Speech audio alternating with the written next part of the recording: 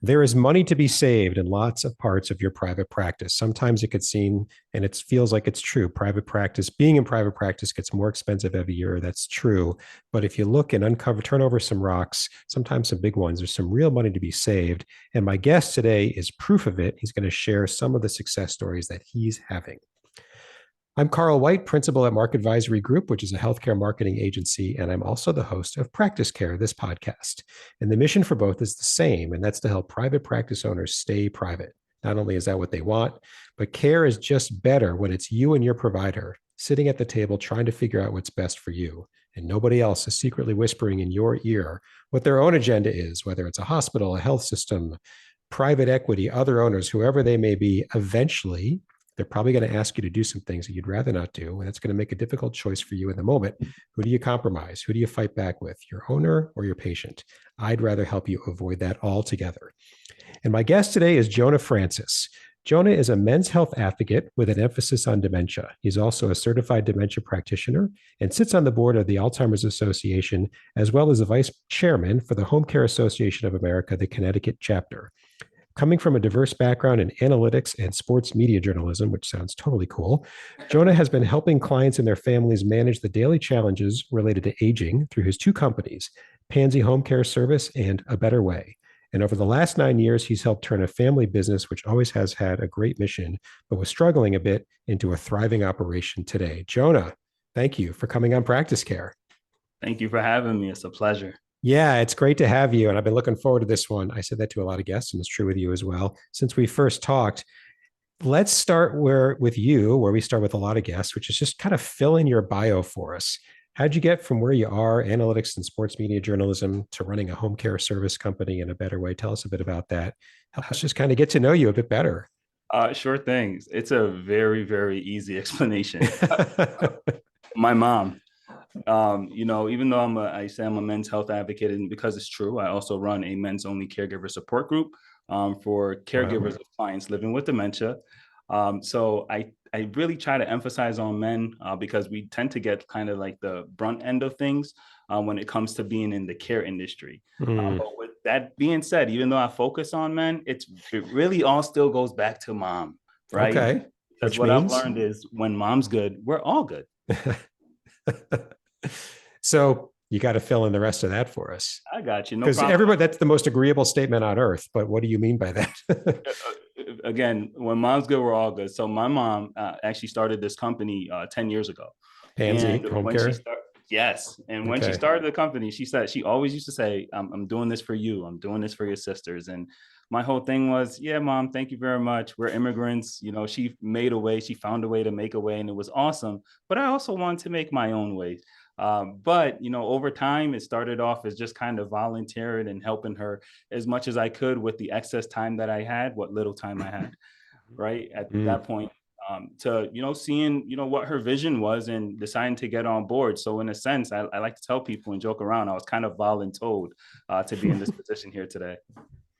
And so what do you do there? What is your role? Because we're talking about cost savings and such. So tell us, what you do and there today.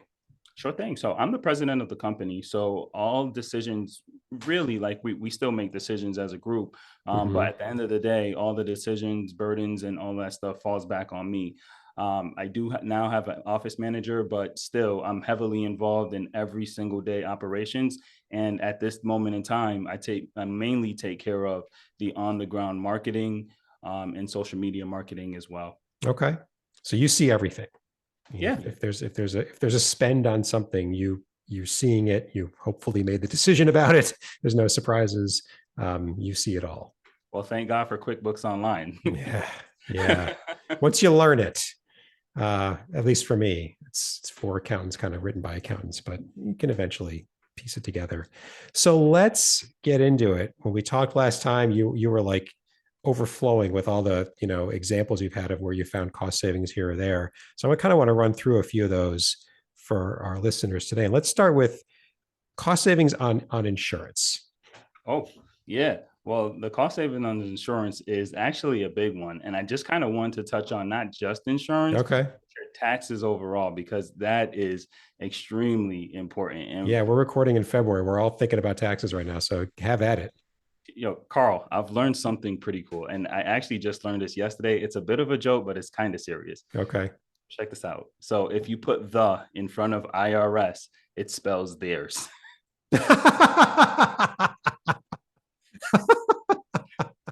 And of course, as private practice, we all need someone that's going to help us to keep our profit, well, Yeah. ours, right? Because we Wow. know what to do with it. That can't be random. It really can't be. It's just all right. Anyway, Well, but they say keep we're going. always in business. They say we're in business not just with ourselves, but we're partnered with the state, right? We're partnered with the government. So the IRS is a partner, and they're trying to take their cut. But just as I said before, it only makes sense to find someone that's going to be good enough to help you to keep what's yours Yeah. yours. Yeah. So you had told me, you had looked at insurance, you had audited your Yes. insurance. Take us through that, kind of Yes. how it worked and what you found. Gotcha. So when it comes to the insurance, I learned that you have to shop around, if not every year, at minimum every other year. And Okay. just from last year, we saved $20,000, well, just about $20,000 on our workers' compensation policy alone. Wow. And that was, is it same coverage, different carrier? Is it changing coverage? Like what led to that? Exact same coverage, different carrier. Now, one of the things that I've learned is there's classification codes which defines the work that an employee does. And Mm-hmm. for my company, we had two separate classification codes. We have one for our office staff, which was 0.15 per 100 remuneration, which is actually means just money paid for work. Yeah. So we were able to get that from 0.15 down to 0.9 or 0.09 with our new policy. Hmm. So that was a nice little savings right there. But where the Yeah. biggest savings came in is with our employees that are actually doing the work. So our caregivers, Yeah. right? We went from a 2.88 code, right, to a 1.78. So for us, that was a huge savings. That's a 1.1 savings per every $100 that's spent, right, on our Mm-hmm. employees. So for us, what that looked like was we were spending, again, just about over $35,000 a year on workers' compensation coverage alone. And we've taken that down to just around $12,000 for the year. So that was very, very big for us. And immediately just boasted in money right back into our pockets and into the company that we can invest in. Yeah. And what allowed that reduction? Like what? Just nobody ever looked at it the first time, or you were what allowed for it? You're So from, safer now than you were 2 years ago. Like, what does that mean? so from what I understand, of course, your tenure also has something to do with that as well, Okay. right? And the less policies that, or the less times you're able to claim something on a policy or someone getting injured, that also, so your history has to do with it as well. But honestly speaking, we've had the same insurance broker at least for the last 4 years, and each time he shopped around, he was shopping within the market that he knew. And from your last guest, I know you understand this as well, right? There are insurance agents and insurance Mm, brokers that have a specific finite amount of markets that they have access to.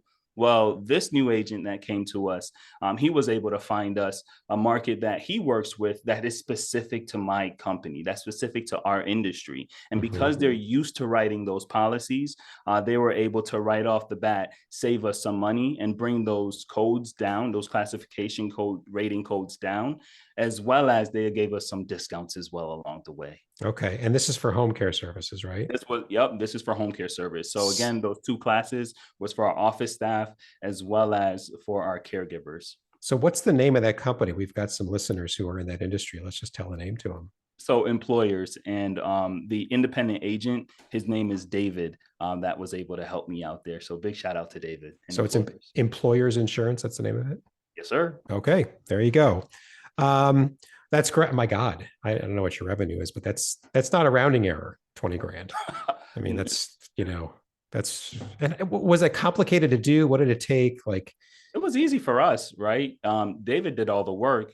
He shopped it to multiple insurance agents or agencies, not just employers, and really came back with, the best that he found, which again was employers. He just really put his best foot forward. And because he's used to working within our industries, he knew exactly where he can go to cut savings here, versus my insurance broker from before, again, just had those specific policies Mm-hmm. or agencies that he was able to work with. So even though I still gave him an opportunity, he did come back with a savings, right? He did, but it Mm-hmm. just was not close enough for me to even consider staying. Yeah, it's all right. So wow, yeah. I mean, so I just learned something that there's, there's a specialization even with the insurance industry within healthcare. It's great to know.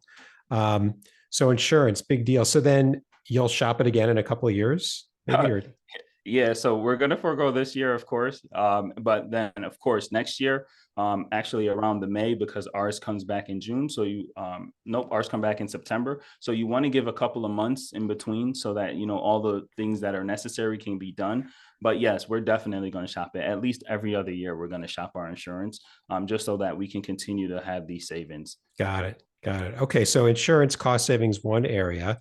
Another Mhm. area we talked about was automation, which I totally get, but tell us your kind of story with it and what you found. Sure Um, thing. yeah.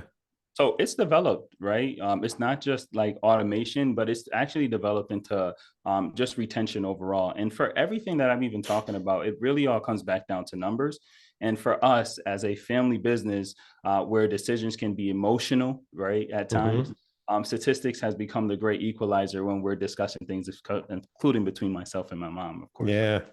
The Um, numbers don't so lie. That's never goes away. right, and she started this company, so she's emotionally invested, as am I. Mm-hmm. But when we can't make the right decision, we always lean back to the numbers to help guide us as best as possible. Mm-hmm. So when we talked about automation at first, it really made me start thinking, and it's the idea expounded into retention. Which means And what? so for us, so keeping our employees, right? Okay. And it costs to hire, recruiting, interviewing, orientation, and training. And I've actually seen companies that cannot get that formula down right actually shut down, especially in my industry, where Mm-hmm. turnover is 60%, right? Mm-hmm. So within a month, the first 30 days, 6 out of the 10 people that you hire are not going to be there anymore. And God. we focused so much on that over these past few years. What we were omitting was our office staff. And I hate to kind of say it, but within a 4-year period of time, we went through 4 coordinators. Wow. I know, absolutely. That's like a all positions are important, but that's like a, you know, linchpin. I don't know what the word is, position. Yeah, and it's because we were just putting so much energy towards our caregivers that we were just bypassing what we saw as challenges for the coordinators that we had. And the way we went about fixing it was we knew what the problem was, right? But we just couldn't figure out how to do it. And that's where the numbers came into hand. And that's where the first operating or um, systems came into the fold, right? So We what saw was the that. problem that you say you always knew about, but didn't just never quite made the line to tackle? So every time we hit X amount of clients on our roster, Mm-hmm. it really caused a big flux into the entire work, into my entire office. My office team was in flux because they were trying to hurry up and like hire someone to fit them onto the next assignment. When we had call outs, everything went left. My office is made up of mainly certified nursing assistants. So they are able to fill shifts. And a lot of times when we also had call outs, they would then have to go fill shifts. And sometimes because of how much work there was with the increased level of clients, our communication started to lag as well. So Okay. those were some of the problems that we were facing. And how we felt like it was the right way to address it. And again, just going by the numbers, was Mm-hmm. first by addressing our operating system. Mm. We had a mission to be as efficient as possible. And even if that meant needing to buy out of our contract with our current, with at that time, our current provider, which we had 2 years left on that contract. This is a con for what was the provider? So the provider was SanData. So SanData is an operating system that we use, and it's within home care. There's a bunch of different operating systems. Okay. Right now, we're using Access Care, which is absolutely phenomenal. Ease of use, and just functionality. It does so much within the same system that our caregivers, our office staff are able to just function at a higher level and do Hmm. more with less, other than how they used to do in the past. Right. So this is like it's scheduling, it's billing, it's All in one. all in one. Payroll, all in one, right? Okay. And when you're talking about your schedulers, especially my team of my office that does scheduling, that's probably one of the most challenging positions in our company, right? It comes with so much headaches. There are easy days, and then when it gets challenging, man, it gets challenging. Hmm. And what we learned was we can't just think about the easy days. We also had to consider those challenging days. And again, our operating system was the first, and making that change was the biggest change. And we had to figure out the formula to an opportunity cost formula to be able to make that right decision and figure out when that break even point was going to be from switching those systems. Yeah, and I was just I feel like I wasn't going to use those words, but I was going to ask about this because um, prior part of my career, we some of the products that we developed, they had a lot of efficiencies in terms of workflow, Mhm.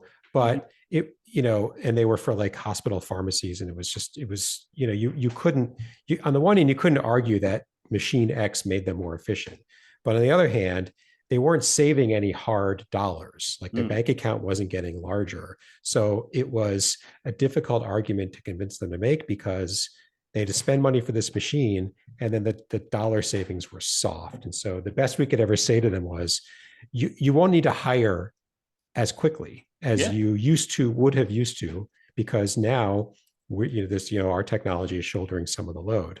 And sometimes it worked and sometimes it did. Those who believed in it. And Mhm. those who are like, well, I need to show us dollar savings, um, didn't adopt the technology. So is that how you like, did you save 100%. hard dollars with this change, or did you, So no, it wasn't hard dollars, but you're exactly right. It delayed the need to hire and increased the number of clients that we were able to bring on along with the same team, right? So again, they were able to be more efficient, even from a payroll and invoicing standpoint. We weren't bouncing from one system and software to the next, to the next, to the next, then to mm, QuickBooks, right? To input these numbers and stuff into QuickBooks. So again, just workflow wise, everything was better.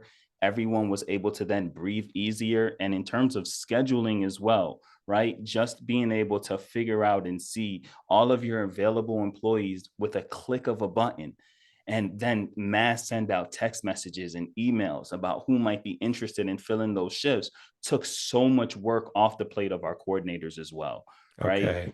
So while it wasn't per se hard dollars, and maybe I could have equated it into hard dollars with the increase of the clients as well, right? With the same Hmm. amount of staff, it was definitely the ability to delay a hiring of a next team member, which we Yeah, eventually.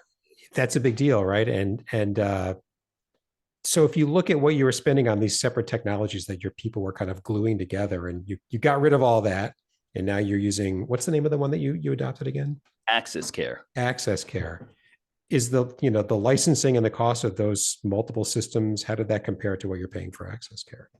So it's still not solely Access Care that we're using, right? We're using them, and we still have two other systems, right? One for Okay. our recruiting, and then again one for our payroll. But all of them talks to each other. Yeah. So we're not, manually migrating information from one to the next, or like having to manually enter all of this information. Our team is legit able to simply do a quick export, and all the information's there. They review it and they submit the information. So, Okay. it's not that we're not using multiple. We still are. I don't think we'll ever get to the point where we're solely ever just using one. Right. But the amount of things and efficiencies, and again, it even exports to QuickBooks, right? Yeah, it's nice. Which is fantastic. They can send our clients emails they can send the invoices directly from the system to our clients. Like it was just a game changer. Mm-hmm. Mm-hmm. And your people are happier. 1,000%, Yeah. right? Last 2 years, we've had the exact same team. So we went 4 for 4, 4 coordinators in 4 years. And over these last two, it's been the same team. And we haven't been happier together. Nice. Nice. So yeah, so automation, well, it's still automation, but I guess the benefits are maybe bigger than you realized. Yeah, Um, delayed, but I still want to let you know we did end up having to still hire a secondary coordinator, right? Because we just continue to grow, and at some point you still need to grow, and we needed to make sure we learned from the well, that's mistakes. a good reason to hire. I mean, that's the point. That's the reason you want to have to hire, is because your business is larger. Um, and yeah, I mean, just the 10-second plug for automation. Look, if listener X, you're listening, and there's some sort of process that's just repeated the same over and over again, whether it's onboarding a new patient or I don't know, whatever it is, man, that's ripe for automation. It's ripe for efficiency if you haven't looked at it already. Um, Another area that we talked about was, to quote you, low cost marketing. And I'm a marketing guy, and I don't look to spend gobs of money. I love looking for efficiencies as well. What have you found? Sure. So my next tip would realistically be finding your voice, because finding your voice will help your company grow and save dollars. Especially as a small business, your voice is your brand, and having a purpose behind that voice is going to be essential for anyone that's a small business owner.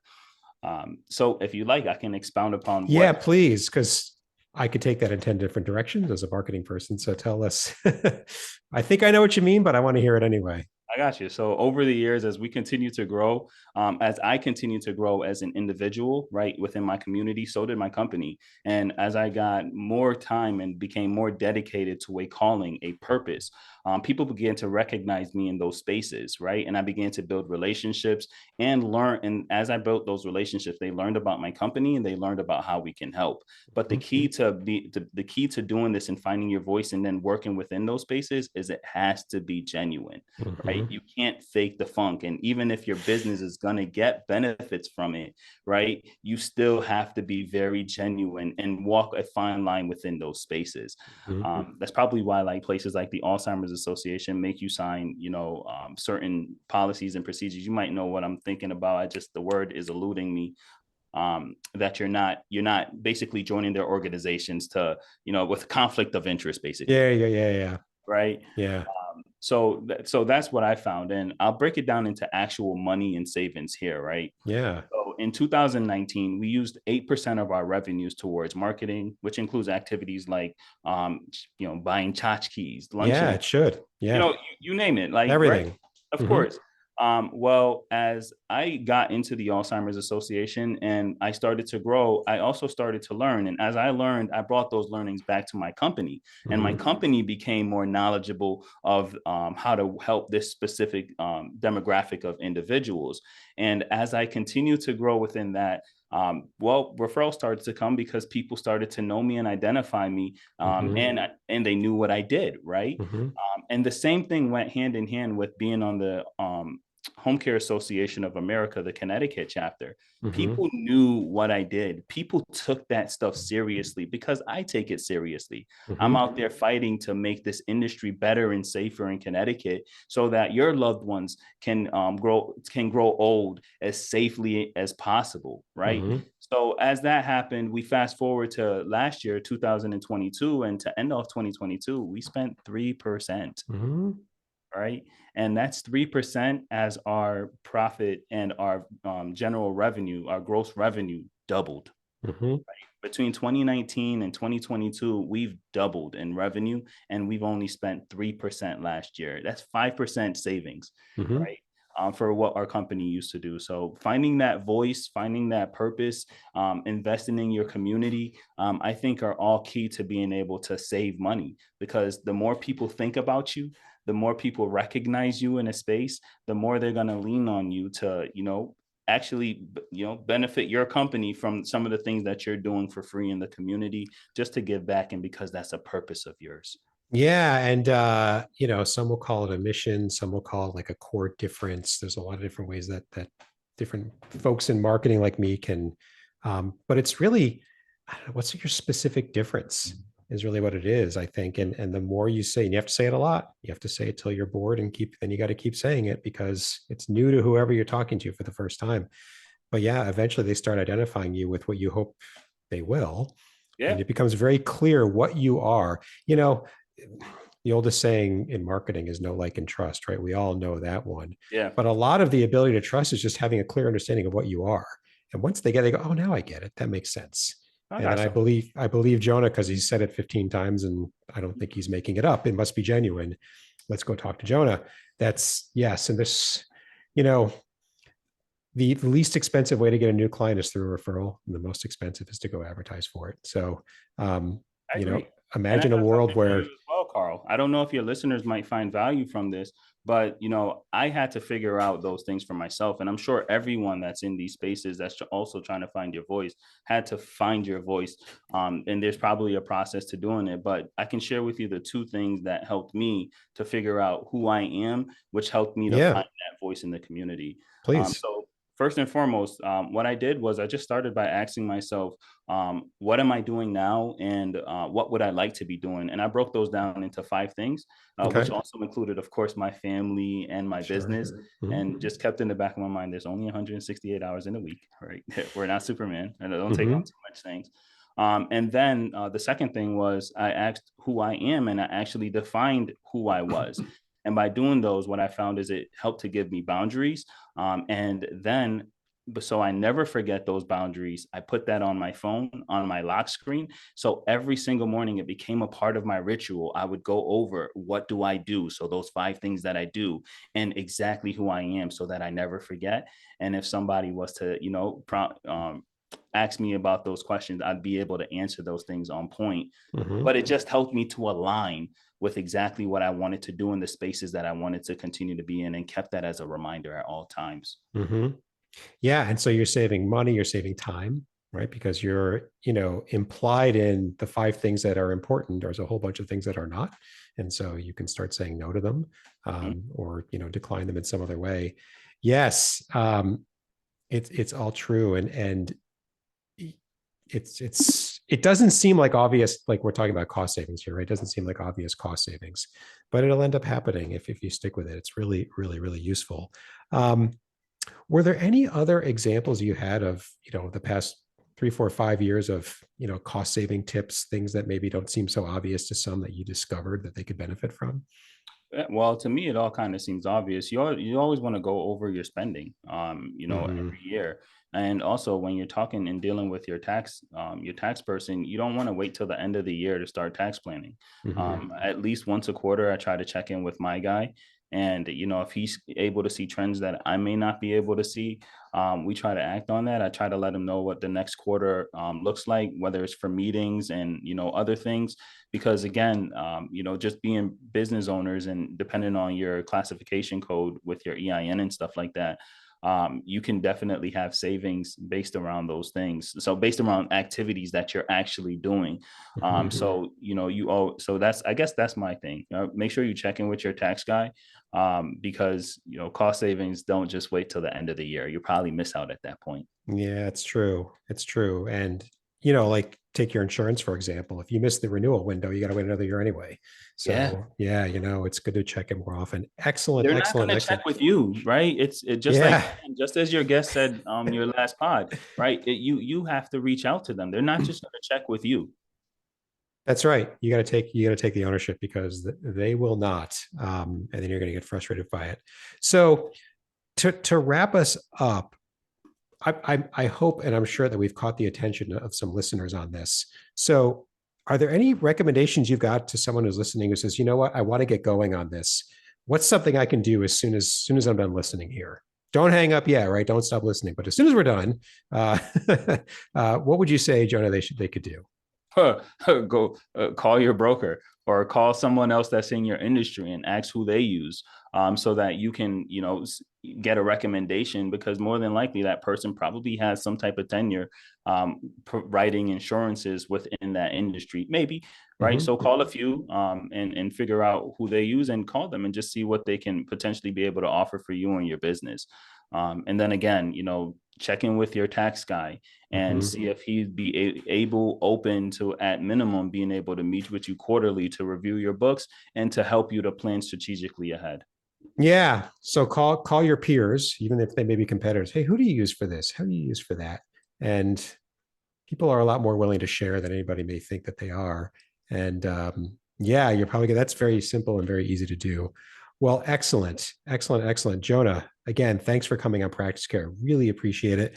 Once again, Jonah Francis with Pansy Home Care and A Better Way. We'll put your contact info in the show notes in case you've really caught somebody's attention and they want Dave's last name so they can call him too, for example, so they can reach out.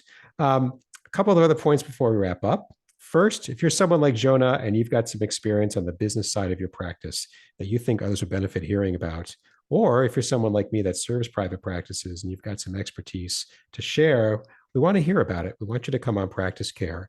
In the show notes for Jonah's episode and every episode, there's a link. It's just a little form. Tell us what's on your mind so we can get you scheduled as soon as possible. And finally, if you haven't done so already, please just subscribe to Practice Care on Apple Podcasts, or wherever you might listen to your podcast. We are on all the major platforms. Very easy to do. Thanks very much. And until next time.